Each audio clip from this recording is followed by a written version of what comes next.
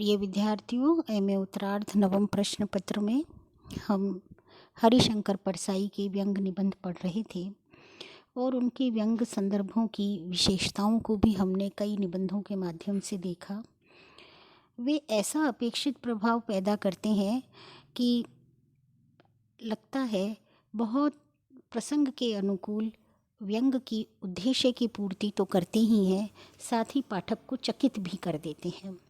समाज और समय की विसंगतियों के संदर्भ में परसाई जी की तीक्ष्ण दृष्टि उनके नितांत मानवतावादी होने की खास विशेषता है।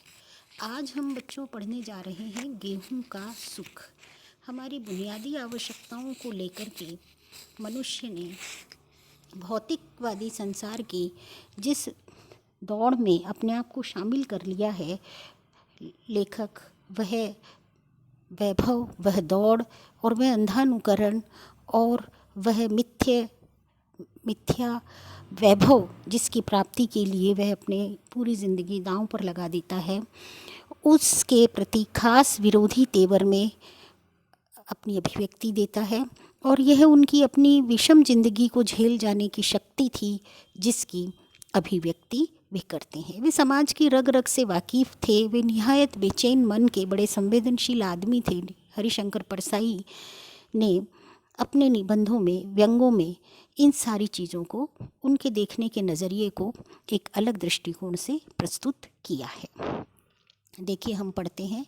मुझे याद नहीं इस घर में इतना गेहूं कभी इकट्ठा आया हो, विवाह और गमी के मौक़ों को छोड़कर। पर विवाह पिछले 10 सालों में कोई नहीं हुआ। गमी एकाध हुई, पर श्राद्ध और ब्राह्मण भोजन मैंने होने नहीं दिए। हमारे यहाँ रोज़ ही ब्राह्मण भोजन होता है, क्योंकि हम रोज़ ही करते हैं और हमारे पुरखे ब्राह्मण कहलाते थे। मुझे याद है कि प्राथमिक शाला में कॉपी पर मैं लिखता था, नाम हरिशंकर, जाति ब्राह्मण। आगे चलकर मुझे यह मानना संभव नहीं हुआ कि शरीर से स्वतंत्र कोई आत्मा होती है जो किसी लोक में बैठी बैठी देखा करती है कि मेरे परिवार वालों ने किस किस ब्राह्मण को भोजन कराया, डालडा का उपयोग किया कि शुद्ध घी का, और मोतीचूर के लड्डू खिलाए कि नहीं। मेरी अल्प बुद्धि में यही आया कि अगर आत्मा कहीं स्वतंत्र रूप से रहती भी हो तो वह जो शुद्ध रूप में स्थित है, यह देखकर बड़ी कुड़ती होगी कि कितने नालायक हैं मेरे बेटे, जो इतने निठल्लों को अकारण ही माल खिला रहे हैं। यूँ सयानों ने मुझे डर दिखाया कि पुरखों की सद्गति नहीं होती, पर मैंने सोचा कि अपात्रों को पात्रों को खिलाने और दान देने के पाप से पुरखों की सद्गति तो नहीं होती, दुर्गति जरूर हो जाएगी। तो इतना गेहूं कई सालों से नहीं आया। आज छोटा भाई जब एक साथ 3 बोरे ले आया तो मेरी हालत उस मुस्फिल प्रेमी जैसी हो गई जिसके घर एकाएक उसकी ऐश्वर्यशालिनी प्रेमिका आ जाए, जिस पर उसने यह रंग बांध रखा है कि मैं भी रईस ज़्यादा हूँ। बड़ी झेंप लगी इन बोरों के सामने। इनका सत्कार कैसे करें, कैसी अभ्यर्थना करें। गेहूं की मात्रा की उस महत्ता के सामने हम सब अपने को बहुत हीन समझने लगे। मेरे मन में प्रार्थना उठी, पधारो देव, हम नहीं जानते कैसे तुम्हारा स्वागत करें। हमने कल्पना नहीं की थी कि आप कभी इस मात्रा में हमारे द्वार आएंगे।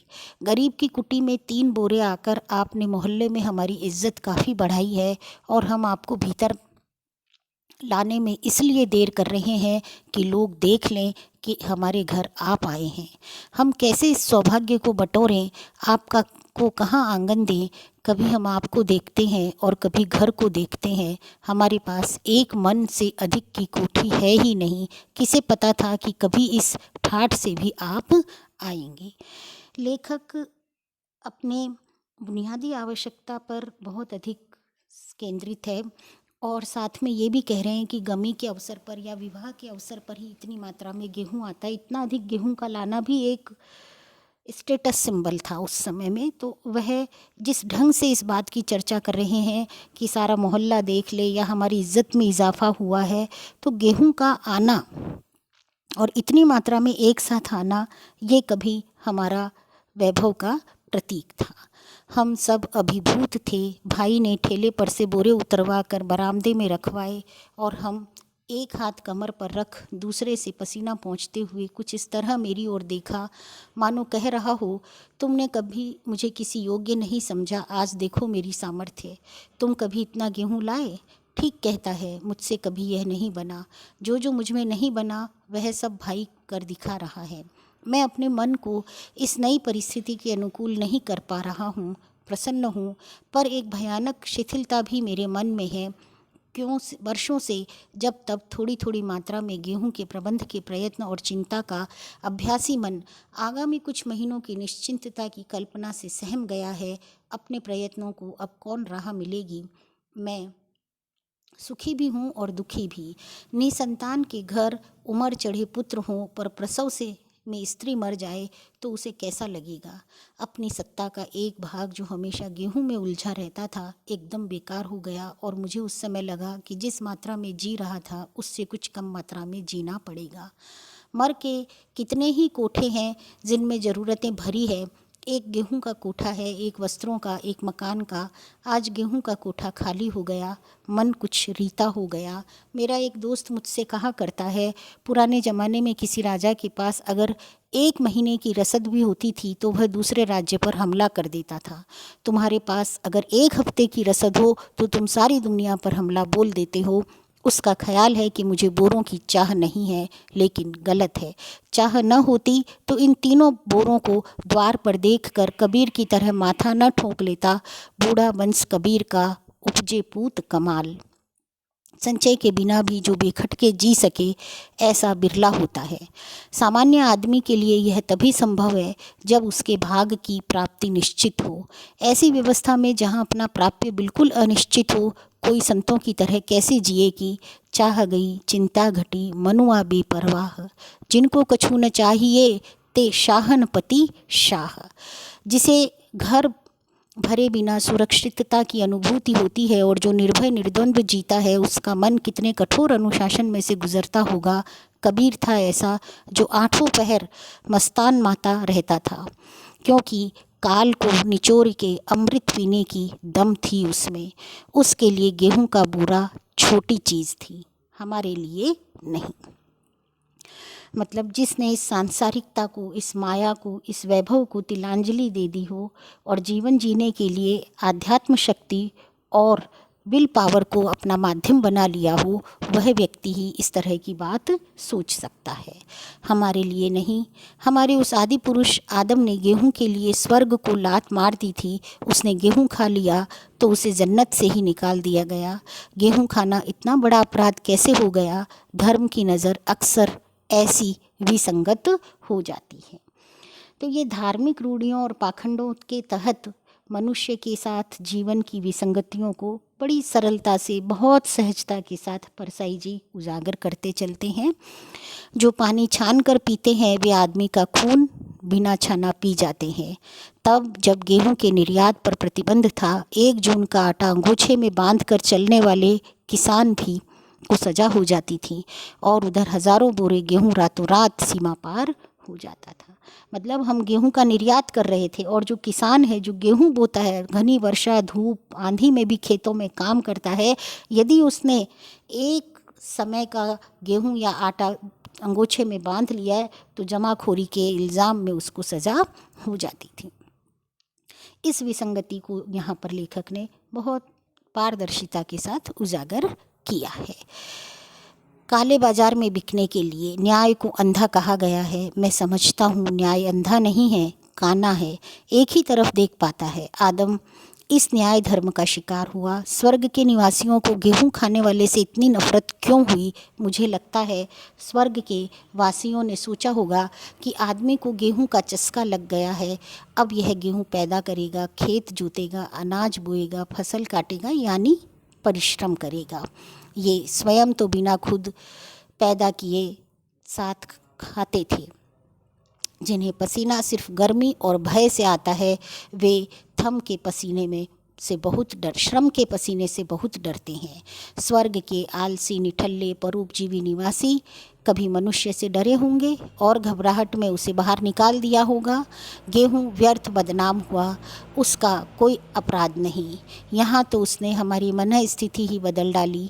मैंने बोरे में हाथ डालकर मुट्ठी भर निकाला और देख कर कहा, अच्छा है। कुछ ऐसी हद से राय जाहिर की, गोया ज़िंदगी भर गेहूं की दलाली करता रहा हूं। मेरे एक प्रौढ़ मित्र से जो गेहूं से लेकर राजनीति तक को दलाली करते हैं, मुझे निहायत बेवकूफ़ आदमी समझते हैं, क्योंकि मैं दलाली नहीं करता और जो करता हूँ वह बहुत बेमतलब है। वे दलाली को जीवन का परम लक्ष्य मानते हैं, पर मैं इस मौके पर बिल्कुल दलाल का अभिनय कर उठा। बहुत से गेहूं में हाथ डालने को मिले, इस लोभ से मैं कोई भी दलाल हो सकता है। इस गेहूं में सबसे अच्छा गुण यह है कि यह इसी भूमि का है, आगे तो विदेशी गेहूं खाना पड़ेगा। गेहूं के साथ न जाने किन किन बीमारियों के कीटाणु चले आते हैं। बाहर से आने वाले गेहूं में एक खास जीवन पद्धति के कीटाणु बड़ी संख्या में आ रहे हैं। ये हम जो पश्चिम का अंधानुकरण कर रहे हैं उसकी तरफ लेखक का संकेत है। और इन कीटाणुओं को मारने की ताकत सिर्फ प्रतिफलित संस्कृति में होती है, उस संस्कृति में जो आचरण से प्रतिफलित हो गई है, किताबों में लिखी हुई नहीं है। जिनकी रोग निवारण शक्ति कम है वे बीमार भी पड़ रहे हैं। यूँ लोग विश्वास दिलाना चाहते हैं कि इस गेहूं में कोई कीटाणु नहीं, यह शुद्ध है, पर हमें विश्वास नहीं। हम देख चुके हैं कि मैनचेस्टर के से आने वाले कपड़े में भद्दी यूनियन जैक लिखा था, जो मौका पाते ही फहराने लगा। बड़ा डर लगता है बाहर के गेहूं में। यह गेहूं अपना बड़ा सुखदाई है, इसने जादू कर दिया है। कल भाई बहन में किसी बात पर खटपट हो गई थी, आज दोनों ने बोरे का एक एक सिरा पकड़कर जब घसीटा तो मन मिल गए, बोरा सेतु बन गया। गेहूं का बोरा किस तरह से सामाजिकता पैदा करता है और किस तरह से अलगाव को दूर करता है। बच्चे अधिक आज्ञाकारी और शिष्ट हो गए हैं, हम अधिक उदार भी हो गए हैं। टूटी संदूक का ऋण कई दिनों से मांग रही है और हम उसे टाल रहे हैं, आज उसे बिना मांगे ही दे दी। गेहूं के 3 बोरों ने ऐसा परिवर्तन कर दिया मनुष्य जीवन पर। कितने ही मनीषियों ने, दार्शनिकों ने सोचा है और लिखा है, पर गेहूं की बात अक्सर भूल गए हैं। कुछ लोग गेहूं की बात को भौतिक कहकर मुंह चिढ़ाते हैं। अगर भौतिक बुरा है तो सबसे बड़ी भौतिक क्रिया तो जन्म धारण करना ही है। तो भाई भौतिकता से पिंड छुड़ाने के लिए मरते क्यों नहीं। उपनिषद का वह ब्रह्मचारी मूर्ख नहीं था जिसने छूटते ही कहा था कि अन्न ब्रह्म है।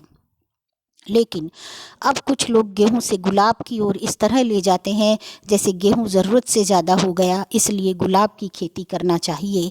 जहां उजड़े हुए गेहूं के खेत हो वहां गुलाब की फसल किस काम आएगी। ज़िंदगी के बारे में जो सोचेगा वह भला गेहूं को छोड़ देगा, सबसे पहले सोचेगा। जीवन की बुनियादी आवश्यकता और भौतिक द्वंद्व की अंधानुकरण दौड़ में जो हम पाश्चात्य संस्कृति का अनुकरण कर रहे हैं, गेहूं का निर्यात कर रहे हैं और अपने यहाँ फसल करना, खेती करना छोड़ रहे हैं, और न्याय के प्रति भी एक तीखा तंज परसाई जी ने कसा है कि कानून और न्याय अंधा नहीं काना होता है, वह एक तरफ देखता है। तो इन सारी बातों को लेकर के ये एक निबंध उन्होंने प्रस्तुत किया है। इसका सारांश अपने शब्दों में लिखें वीडियो के आधार पर, और बच्चों आप लोग अपनी उपस्थिति भी भेजिए, ये आपके परीक्षा के लिए भी आवश्यक है।